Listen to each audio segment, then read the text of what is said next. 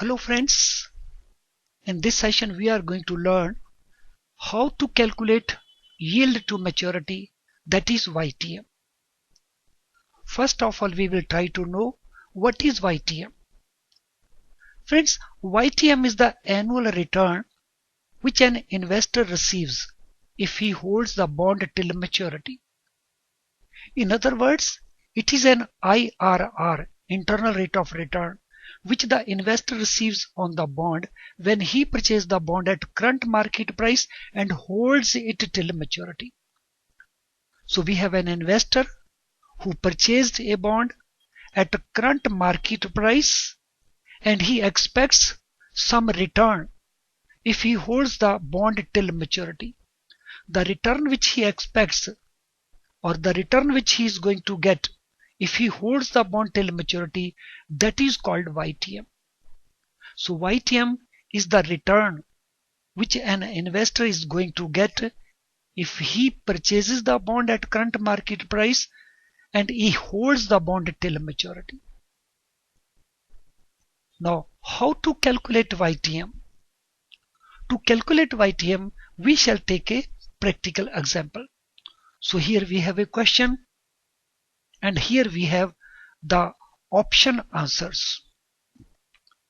A 10% 6-year bond with face value rupees 1000 has been purchased by Z for rupees 900. What is the yield to maturity? So this bond has face value 1000 and the purchase price is 900. One thing is definite. The yield to maturity will be more than the coupon rate, that is 10%. And that is what we find from these options also.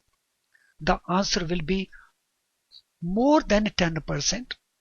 But how to calculate this? So to calculate YTM, we will see the solution here. So here the purchase price is 900. So 900 purchase price is equal to the coupon amount. So coupon amount is 1000 into 10%, that is 100 rupees. So coupon amount is 100 rupees which he is going to get for 9 years. And on maturity he is going to get rupees 1000, the face value. Now this coupon amount, since this is going to be received for 9 years, so the value of this part will be calculated by using annuity tables. And this one is a single cash flow. So single cash flow का value calculate करने के लिए we shall discount this value for 9 years. And for that purpose we will be needing the annuity tables and discounting value tables. And YTM calculate करने के लिए हमें दो different discount rates assume करने होंगे. So ये दो different rates we are assuming. One is 12%, another is 15%. आप चाहें तो कोई दूसरे रेट भी assume कर सकते हैं, लेकिन हमने इसको solve करने के लिए 12% और 15% का रेट assume किया है. Now, based on this assumed rate, we shall make the calculation twice. First calculation with 12%, second calculation with 15%, and then we shall calculate YTM. So here we have the value table. So this value table, it relates to the discounted value. So the discounted value is used for single cash flow. So this 1000 is one time cash flow.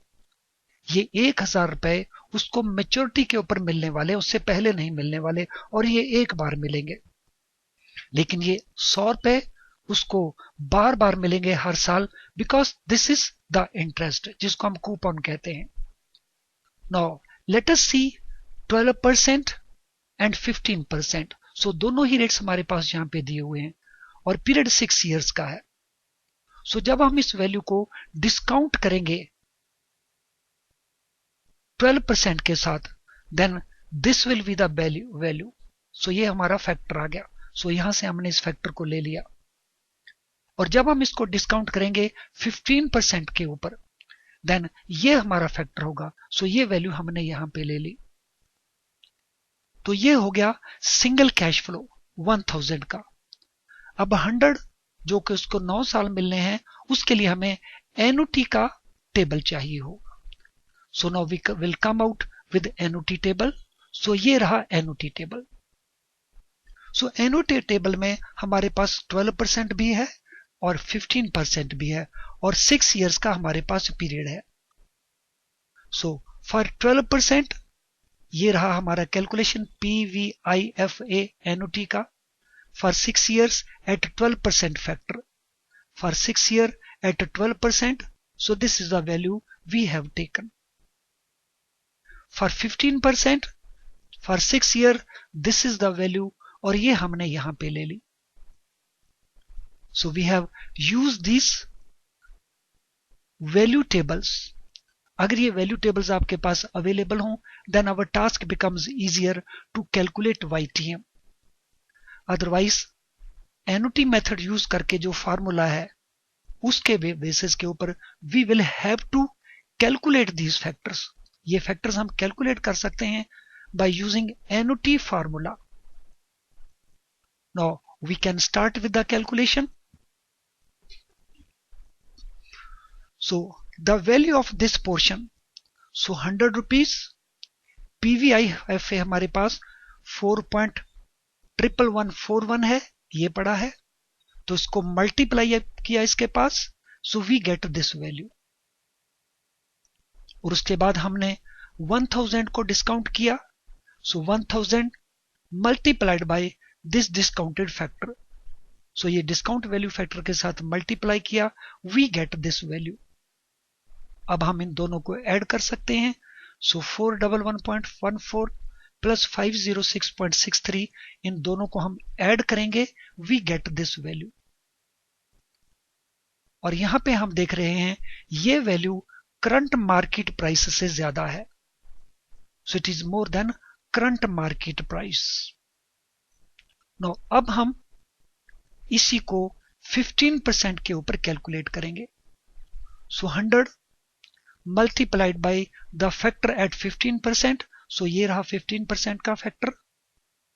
So we multiply this and this is what we get. So 100 multiplied by this, we get this value. अब हम इसको discount करेंगे for 9 years. So इसके लिए हमारे पास ये पड़ा है factor. So 1000 multiplied by this and we get this value. अब हम इन दोनों वैल्यूज को ऐड कर लेंगे and we get this value. और यहां पे हम देख रहे हैं that this value is less than the current market price. So एक वैल्यू हमारे पास करंट मार्केट प्राइस से ज्यादा आया एट 12% और एक वैल्यू हमारे पास करंट मार्केट प्राइस से कम आया, दैट इज एट 15%। और ये जो हम अज्यूम करेंगे फैक्टर्स, हमें ऐसे ही फैक्टर्स चाहिए जिसमें एक में हमारे पास जो प्रेजेंट वैल्यू आए वो मोर देन करंट मार्केट प्राइस आए और दूसरे में less than current market price आए। तो हमने उस प्रकार से 12% और 15% को अज्यूम किया था। सो जैसा मैंने पहले कहा, आप कुछ भी अज्यूम कर सकते हैं। नो ये हमारी वैल्यूज आ गई। अब हम YTM कैलकुलेट करेंगे with the help of this formula जो ब्लू के अंदर लिखा हुआ है। Let us see what is the formula. YTM is equal to lower discount rate that is 12% plus difference between two discount rates. So 15% minus 12%, the difference is 3%. Then net present value at lower discount rate. So the present value, not the net present value. So present value at lower discount rate. So this is the lower discount rate present value. So we take it here. And then absolute difference of present values. So this should be present value, not net present value. So absolute difference between these two is, so one is 917.77, another is 810.78. इन दोनों का difference निकाल लेंगे। सो इन दोनों का जो difference है वो आ गया दिस वन और इसका जो कैलकुलेशन है तो ये आ गया हमारे पास this one. So net present value हमने कैलकुलेट कर लिया, ये प्रेजेंट वैल्यू था, ये इन्वेस्टमेंट था, तो ये हमारे पास आ गया नेट प्रेजेंट वैल्यू, और ये हमारे पास दोनों प्रेजेंट वैल्यूज का डिफरेंस आ गया। So now we can make the calculation. सो 12% एज इट इज रखा, 3% एज इट इज रखा, इसको हमने कन्वर्ट कर लिया वैल्यू में। सो इसका जो वैल्यू आया 0.166 आ गया। अब हम इसको ऐड कर लेंगे। सो 12% प्लस 3% मल्टीप्लाइड बाई 0.66।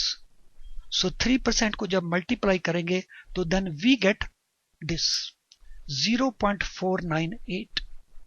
अब इसको हम इसमें ऐड कर देंगे and this is what we get. अब हम इसको राउंड कर देंगे, so this is what we get. So 12.5% is the YTM. So hence our answer is A. So that is how we can calculate the YTM. तो यहां पे मैं फिर आपको दोबारा से बता रहा हूं, यहां पे हमने प्रेजेंट वैल्यू का डिफरेंस लेना है, तो यहां पे हमने नेट प्रेजेंट वैल्यू कैलकुलेट करना है। सो नेट प्रेजेंट वैल्यू कैसे कैलकुलेट किया, जो प्रेजेंट वैल्यू आया माइनस इन्वेस्टमेंट। सो प्रेजेंट वैल्यू जो आया 917.77 है और 900 हमारे पास इन्वेस्टमेंट का अमाउंट है, तो नेट प्रेजेंट वैल्यू आया हमारे पास दिस वन। और यहां पे हमने दोनों प्रेजेंट वैल्यू का डिफरेंस निकालना जो हमने कैलकुलेट की है। सो इसका और इसका डिफरेंस, देन ये कैलकुलेशन कर लेना है। Well friends, I am sure you will be able to understand this method to calculate YTM. अगर आपको ये मेथड समझ में आया और आपने इस वीडियो को लाइक किया, so kindly don't forget to subscribe to our channel. Friends, I thank you very much for sparing your time to watch this video. Thank you once again.